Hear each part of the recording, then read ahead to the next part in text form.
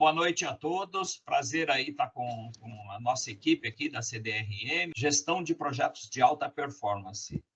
E a alta performance, eu diria para você, é mais do que uma necessidade para a gestão de projetos, ela é uma realidade que começa a tomar conta de alguns projetos de empresas que também têm alta performance. Então, formando aí a dupla, né, entre alta performance nas empresas e alta performance nos projetos. Porque projeto está em tudo quanto é lugar, né? Então, projeto, em qualquer segmento de mercado que a gente possa acompanhar, né? Se pegar o ramo da indústria, tem indústrias que muitas vezes fica metade do ano fazendo o projeto, ela para, né? Então, você imagina, por exemplo, uma empresa produtora de celulose e papel. Pô, aquelas empresas, quando chega num período aí no final do ano, elas têm que parar a operação por completo, parar seu faturamento por um mês para fazer reformas. Imagina que para fazer reforma numa empresa desse porte, né, desse tamanho de capital, você tem que parar a empresa toda dedicada para ele, e você tem que fazer um super projeto. E eu acho que é importante, quando a gente fala de projeto, um projeto dessa importância, né? Se pegar o ramo aí do açúcar e do álcool, né? Açúcar e do álcool fica praticamente 6 meses as indústrias paradas. Você não produz de 4 a 6 meses nada de açúcar e nem de álcool, porque você tem que parar para fazer a reforma da empresa inteirinha, desmontar a empresa. Você desmonta para depois montar. Então, isso é um grande projeto. Então, o que é importante é que quem trabalha nessas técnicas, né, nesse gerenciamento, ela possa oferecer para essas empresas alguns modelos que minimizem e que garantam que você vai atendê-los com o menor tempo possível. Óbvio, né? Se uma reforma de uma indústria de cana-de-açúcar, né, de álcool e açúcar, precisa de até 6 meses para você fazer uma reforma toda, uma desmontagem e depois uma montagem, de repente, com alguns modelos de gestão de projeto de alta performance, você vai diminuir aquilo para 4 meses. E imagina você ganhar um mês, 15 dias de faturamento de uma empresa desse porte, gente. Estamos falando de muito dinheiro na jogada. Então, o tema aqui trazido pelo Cláudio, né, que é gestão de projetos de alta performance, tem tudo a ver com isso. E nós, no nosso dia a dia de implantação de software, de entrega de software, a gente deveria estar copiando esses modelos existentes, desses projetos de alta performance, de empresas de projeto e tudo mais, empresas projetizadas, né? Então, trazer esse mesmo modelo, né? E como que você pode fazer isso, né? Garantindo que cada uma daquelas etapas que você tem já subdivididas em projeto. Aqui acho que o objetivo aqui desse nosso grupo não é falar da teoria da gestão de projetos, e sim da prática, né? Mas você garantir com tudo isso, né, que você ganhe o máximo de desempenho e encurta, não perdendo qualidade e não aumentando custos, né, que você faça o melhor projeto possível, encurtando o tempo daquele projeto. Então, falar de alta performance de projeto está tudo muito relacionado. A gente relaciona aí o tempo que eu consigo reduzir num determinado projeto, porque eu vou fazer um desenho ótimo daquele projeto, buscar a otimização do desenho daquele projeto. Eu vou trabalhar nos custos devidos daquele projeto, né? Óbvio que eu não vou trocar numa atividade que precisa de um contramestre sênior tocando aquela atividade, eu não vou pôr um assistente júnior. Não faz o mínimo sentido. Eu vou estar botando o meu projeto em alto risco agora, né? Falando de alta performance, tem um alto risco, né? Eu vou prejudicar os meus custos e certamente vou prejudicar a qualidade, né?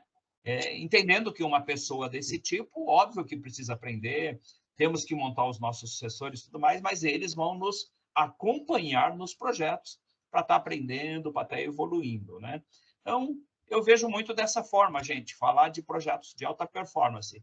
E ao longo aqui da nossa conversa, nós vamos falar de um pouquinho de técnicas e de ferramentas que eu deveria usar para ter esses projetos de alta performance, para garantir, tá? Não vamos falar só aqui da nossa visão, vamos falar de modelos que também a gente pode auxiliar as empresas, né, ao colocar metodologia e ferramental necessário para garantir essa alta performance, né?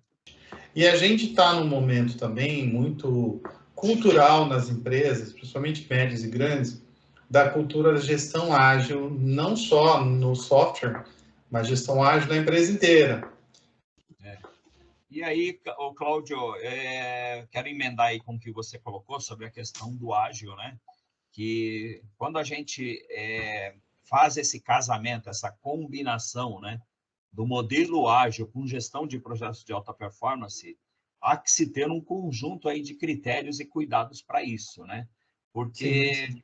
o grande, porém, é que quando a gestão de projetos de alta performance, ela deve ser usada por métodos, né, pela metodologia Agile, né, pelo Scrum, mas como um direcionador do que vai acontecer naquele projeto. Se eu começo, existem algumas práticas, né, que são usadas até de forma exacerbada no modelo ágil, que é você ficar replanejando as sprints, né? Então, uma coisa não vai casar. Quando eu trabalho com um excesso de replanejamento de sprints e quero ter um projeto de alta performance, essas coisas não vão se encontrar nunca, né? Então, se eu ficar só postergando, eu não chego no projeto de alta performance. Então, vou dar um exemplo para vocês. E a gente estava usando exemplo aqui de indústria, né? Onde, se eu vou fazer uma reforma numa indústria, eu tenho que ter todos os materiais naquele ponto em que eu vou passar pela indústria, no tempo certo para que eu comece aquela manutenção, né? Então, eu vou fazer uma desmontagem, vou fazer uma lubrificação dentro daquele processo, né? Vou fazer um conjunto de soldas ali, e se eu não tiver os materiais naquele tempo devido, eu não tenho como replanejar. Então, perceba, né, que esse cuidado, e levando isso para o mundo, por exemplo, de projetos de software, eu tenho que ter a mesma visão. Então, precisa ter uma boa coordenação, uma boa gestão, para que os elementos humanos, né, os elementos metodológicos que a gente usa para um determinado projeto de software, que eles aconteçam dentro daquela sprint. Porque senão, eu já vi projetos de sprint, de modelo Agile, né, que recebe o emblema de Agile, mas não tem nada de Agile, né? Por quê? Você fica naquela de replanejar as sprints. Então, um projeto, por exemplo, que ele deveria ser ágil e ser entregue em 6 meses, ele levou 2 anos para ser entregue. Então, isso é um fato, tá, gente? Não vou dar o nome aqui para não denegrir as pessoas que se envolveram no projeto. Mas existe um caso clássico que foi da Microsoft, esse aí é aberto em mercado, muita gente conhece, né? Onde para se chegar no Teams que tem hoje, no projeto Teams, né? Que nasceu lá, que foi a partir do Skype, quando foi gerado, e que a Microsoft percebeu que ao longo do tempo aquilo ia perder muito mercado se eles continuassem com o Skype, né? Porque estava vindo ferramentas muito mais poderosas. Então, a Microsoft precisava acelerar para ter um novo produto, tá? Em substituição ao Skype, ou uma evolução, nem em substituição, porque o Skype você pode usar, inclusive, até hoje, né? Mas aí vamos, então, para o modelo ágil. Então, as pessoas se confundem quando vai no modelo ágil, né? Então, a gestão de projetos de alta performance, ela pode se engajar com um projeto ágil para garantir que o projeto, de fato, seja ágil e que entregue até num tempo menor do que aquilo que inicialmente estava planejado, né? Porém, nesse modelo ágil, as pessoas se sentem à vontade para ficar muito trocando as sprints, mudando sprint, complementando atividades de uma sprint, jogando para outra, reprogramando. E aí, quando você vai perceber, boa parte dos projetos ágeis não tem nada de ágil, gente. A verdade é essa, tá? Então, isso é muito diferente de projetos de alta performance. Mas é interessante isso que você falou, Cláudio, no sentido de unir as coisas. Então, eu uso aquilo que é bom do modelo ágil para aplicar em projeto e uso um projeto de gestão bastante forte para evoluir e garantir que aquilo seja ágil de fato, né? Sim. Então, essa é um modelo que precisa ser bastante cuidado para não transformar projetos que você deveria fazer em curto prazo, em 6 meses, levar 2 a 3 anos para entregar aquilo e ainda receber o emblema de que foi ágil. né? Porque não foi ágil, né? E aí, então, assim, gente, começa tudo isso, né? E aqui eu vou voltar um pouco mais ao nosso bate-papo, até por interesse aí das pessoas que trabalham aqui, do próprio Carlos, né, que trabalha com software, né, que trabalha na área de tecnologia da informação. Vou voltar um pouco mais os nossos bate-papos aqui, né, nosso discurso voltado para software, né. Então, assim, toda vez que a gente fala de um projeto de alta performance, a gente tem que lembrar que existem 3 grandes etapas aí em qualquer projeto de alta performance. Existe o planejamento, a execução e a entrega final do projeto / acompanhamento, né? Planejamento, execução e entrega final / acompanhamento. Todo projeto tem isso. A gente pode chamar, no mercado fala-se muito que isso são fases, né? Então, dentro dessa fase, tanto faz eu trabalhar com um modelo de gestão de projetos para entregar no modelo waterfall ou cascata, tá? Ou fazer também por iterações, que é o modelo ágil. Então, o modelo ágil de um projeto grandão, o que ele vai fazer? Ele vai fatiar um pedaço e vai entregar aquele pedaço que ele fatiou. E vai deixar, de 10 partes, ele vai deixar 9 para depois, e ele está focado em entregar a primeira parte. A primeira parte, ele vai fazer o planejamento da primeira parte, a execução da primeira parte e a entrega e acompanhamento dessa primeira parte. Entreguei uma interação, tá?